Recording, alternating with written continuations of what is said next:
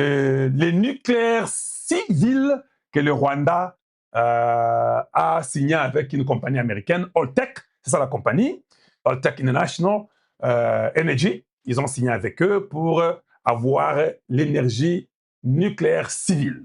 Oh mon Dieu! Voilà pourquoi je pense que Kalonji est très important pour le peuple congolais. Tout le monde panique dans tous les sens.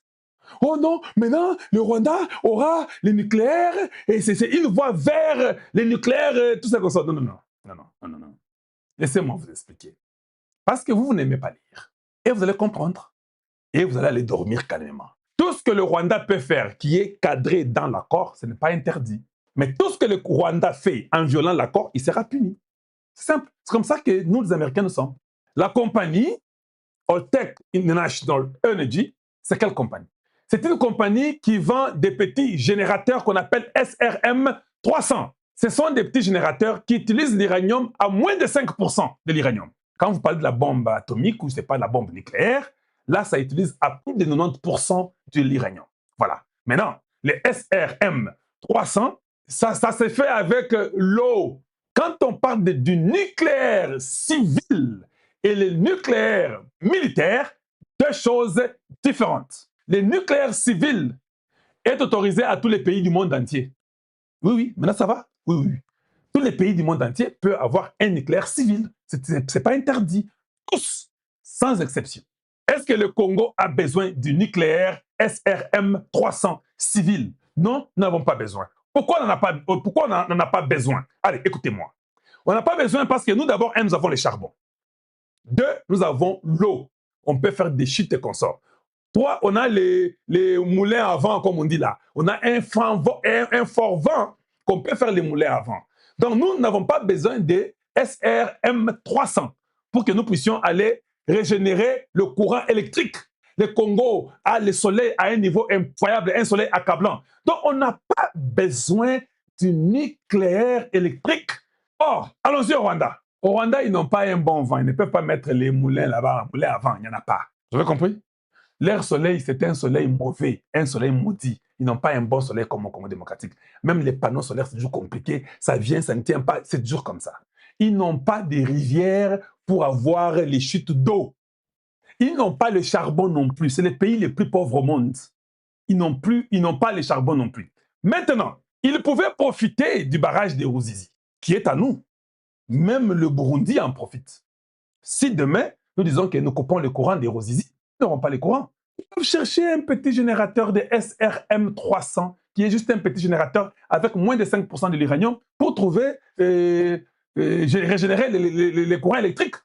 C'est un nucléaire civil. Que les termes nucléaire ne puissent pas vous embêter, parce que quand on parle du nucléaire, ça commence par l'atome. International, des accords ont été signés pour développer cette technologie en Afrique, notamment au Rwanda, que vous venez de voir. Donc, vous pouvez aussi les faire au Congo si vous voulez. Il n'y a rien d'autre que ça. Je ne dis pas ça pour que vous soyez content, mais c'est ça. J'ai posé la question. Est-ce que les SMR 300 peuvent fabriquer l'arme atomique? J'ai demandé ça parce que je sais que Bino Bobanga Mingi. Ils disent non, c'est là-bas. Les SMR 300 développés par Holtec International ne peuvent pas fabriquer d'armes atomiques. C'est un réacteur nucléaire civil à eau pressurisée conçu pour produire de l'électricité et de la chaleur. Il utilise de l'uranium faiblement enrichi, généralement moins de 5%, comme je vous avais dit, ce qui est techniquement insuffisant pour atteindre les niveaux d'enrichissement militaire à 90% ou plus requis pour une bombe.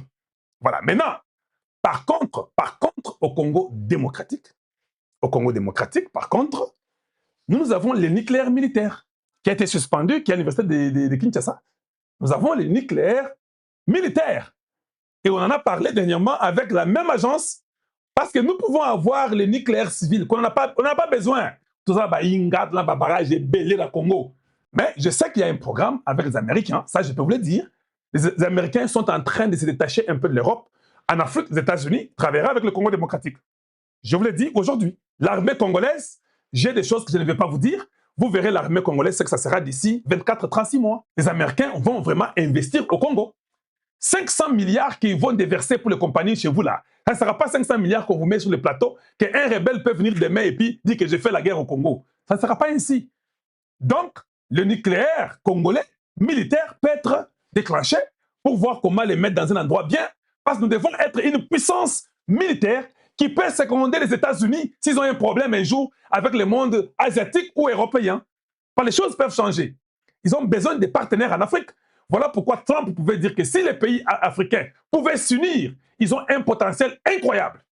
Et nous sommes d'accord de travailler avec les Américains pour ce potentiel-là. Donc, Bobangate, allez, je crois maintenant que vous avez peut-être saisi ce que je devais vous dire et puis je peux continuer rapidement. Aujourd'hui, nous avons compris que personne ne peut nous dire que la constitution du Congo est pour lui. C'est faux. Nous avons compris que la constitution du Congo n'est pas pour vous. Les députés étaient des gens qu'on avait pris de tous les belligérants possibles, qui sont venus et qui ont accepté la constitution de Kabila, alias Kabila.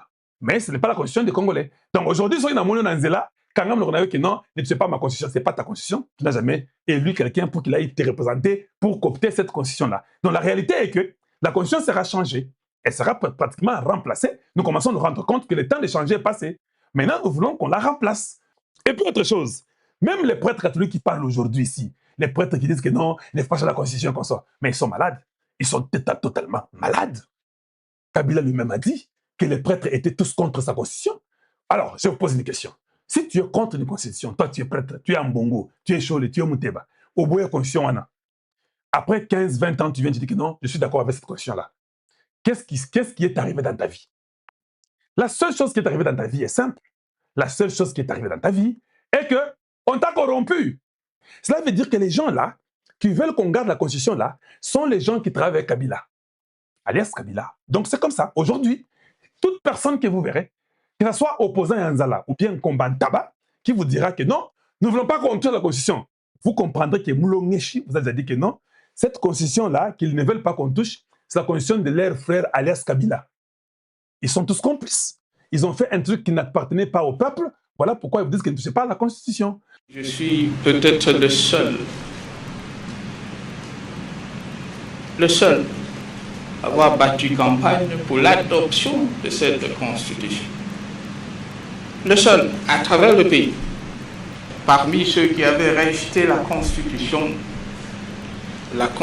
en vigueur, c'est l'Église catholique. D'ailleurs, je considère que c'est ma constitution. Oui, ok. D'ailleurs, je considère que c'est ma constitution. Et ça, Bangote.